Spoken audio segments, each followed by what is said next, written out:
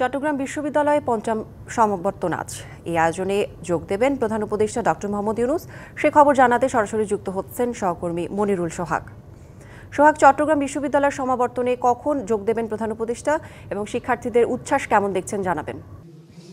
আপনি জানেন যে আসলে শিক্ষার্থী যারা রয়েছেন, যারা সাবেক শিক্ষার্থী এই সমাবর্তনে অংশগ্রহণ করবেন এবং যারা বর্তমান শিক্ষার্থী, সবার কিন্তু আসলে একটি অন্যরকম দিন আজকে, এবং বিশ্ববিদ্যালয় পরিবারেরও প্রায় 9 বছর পর এই সমাবর্তনের আয়োজন করা হচ্ছে। এটি চট্টগ্রাম বিশ্ববিদ্যালয়ের পঞ্চম সমাবর্তন, এবং সবচেয়ে বড় বিষয় যেটি শিক্ষার্থী এবং বিশ্ববিদ্যালয় পরিবারের সদস্যরা বলছেন তাদের সবচেয়ে বড় পাওয়া, সেটি হচ্ছে প্রধান উপদেষ্টা ডক্টর মোহাম্মদ ইউনূসের আগমন এই সমাবর্তনকে কেন্দ্র করে, এবং সমাবর্তন বক্তা হিসেবে তাকে পাওয়া। অর্থাৎ তার বক্তব্য থেকে যে বার্তাগুলো রয়েছে, যে দিক নির্দেশনা রয়েছে জীবন গঠনের এবং সামনে এগিয়ে যাওয়ার, বাংলাদেশকে এগিয়ে নিয়ে যাওয়ার, নতুন বাংলাদেশ গঠনের যে বার্তা পাবে, সেটিকে ধারণ করে আসলে শিক্ষার্থীরা যারা রয়েছেন এবং যারা এরই মধ্যে বিভিন্ন কর্মস্থলে যোগ দিয়েছেন বা তাদের পড়ালেখা শেষ করেছেন, তারা সামনের তাদের জীবন গঠন করবেন, এরকম বার্তা কিন্তু এরই মধ্যে আমাদেরকে দিয়েছেন শিক্ষার্থী। এবং সব শাইনি চুলে এখন হবে সব হেয়ারস্টাইল সিল্কোর দ্বিগুণ শাইনি চুল প্রতিদিন।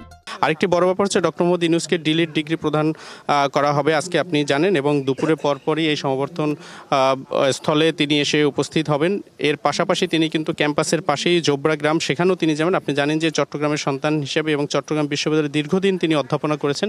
তো সব মিলিয়ে চট্টগ্রাম বিশ্ববিদ্যালয় কিন্তু তার নিজেরও ক্যাম্পাস। এই সকল আবেগ কিন্তু এক জায়গায় একত্রিত হয়েছে। আমরা দেখেছি শিক্ষার্থীরা তাদের পরিবার পরিজন নিয়ে এসেছেন, যারা এর আগে বিশ্ববিদ্যালয়ের শিক্ষাজীবন চুকিয়ে কর্মজীবনে ফিরেছেন বা তাদের জীবনে ফিরেছেন। তো সবাই মিলে আসলে চেষ্টা করছে, বিশ্ববিদ্যালয় কর্তৃপক্ষ যেটি বলছে যে একটি সুন্দর এবং সার্থকভাবে এই সমাবর্তন আয়োজনটি যাতে তারা সম্পন্ন করতে পারেন, সেই বিষয়ে আসলে সবার যে আগ্রহ বা চেষ্টা সেটি রয়েছে। তবে শিক্ষার্থীরা আসলে অপেক্ষা করছেন কখন এই মাহেন্দ্রক্ষণটি শুরু হবে।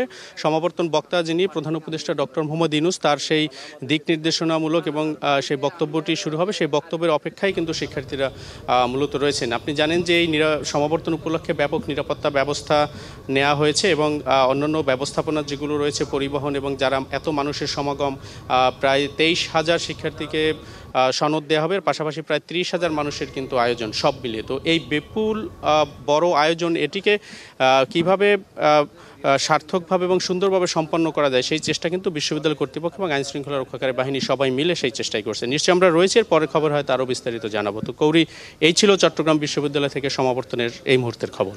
ধন্যবাদ সোহাগ আপনাকে।